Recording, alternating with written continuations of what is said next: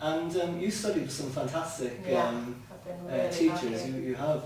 Can you tell us about you studied in New York with Renee? Yeah, Siebert. What was she like? Oh, she's amazing.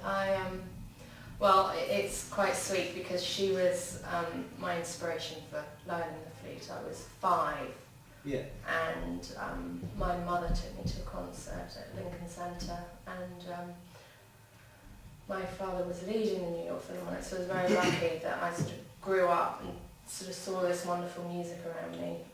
Renee Siebert was the flautist, sat next to Julius Baker, and I remember driving my parents mad after seeing her.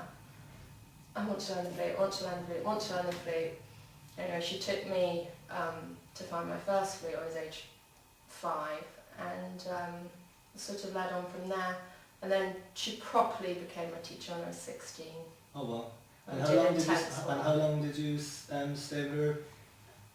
Well, I was with her in New York for about a year and a half from 16, and it Yeah. was really intense. I was having 2 lessons a week. Oh wow, okay. Long lessons. And then I came back and I went to the Royal College with Sue Milan. Oh wow. Yeah, which was great. And then after that I went to Paris and I studied with Alain Marion. Oh wow. And how long were you in Paris with Alain? A year and a half. A year and a half. Yeah. And what was that like? That was wonderful. I mean, it was a little bit of a shock how great the level was. Yeah. It was a bit of a kick up the backside on that. It was a bit of an eye-opener. Yeah.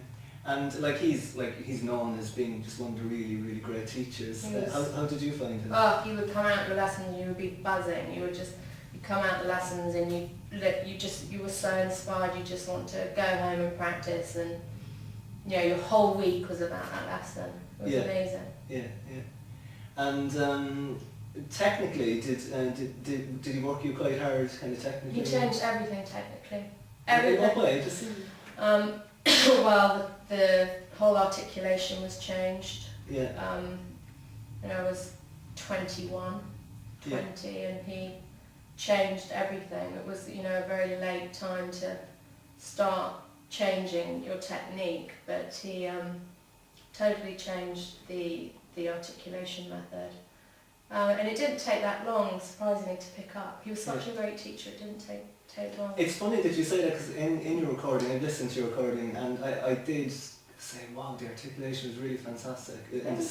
Yeah, it just really popped out, and you can, I felt as if you could really kind of hear the French influence. I think it's the language, because the language is very forward with the mouth, so the whole idea of the French articulation is to keep everything free, and very forward and very loose. Yeah. The Samson piece that you're playing, I was like, there's a real essence of that in it. Oh, great. It was lovely. And you teach as well yourself. You teach I love here. teaching. I do teach here. And you teach privately. And because I'm in the shop and I'm passing all the time, I do get to hear you teaching and playing. And you play a lot with your students, don't you? I think it's really important to play with your students. You play with yours, don't you? Yeah. I think it's like everything, and I always say, I love playing tennis, and I know if I have a lesson with a tennis coach and they whack the ball at me, I'm going to whack it back stronger, and I think it's the same with a student. You've got to feed them and you've got to let them sort of spring off you. Yeah. And also they hear the sound and they know what they want to achieve then. I think it's more inspiring for them. And you use an awful lot of duets, don't you? Yeah. Yeah. Big duet person. My teacher always played duets with me. Renee Siebert did tons of duets. We always did duets in the lessons. Yeah. And that really helped me. It helps with your sight reading, it helps everything. Yeah, no, I think it definitely does. You just end up kind of copying your teacher, and that's not necessarily a bad thing, I think. And it's more fun. The lesson's more fun. I think you've got to do all the technical bits, of course. You've got to do everything, that's going to work the technique. But I think to have a little bit of time doing some duets is enjoyable for the student. Yeah, I definitely think so. And would your students do with developing their sound again? Do you spend a lot of time along notes, or do you kind of incorporate that into the duets? I do tone I do tone exercises. I set them. I expect my students, if I don't even do it every lesson, I expect them to be doing it at home, and they always know that. I give them lots of exercises, and then I expect that in the pieces to come through. Yeah. So.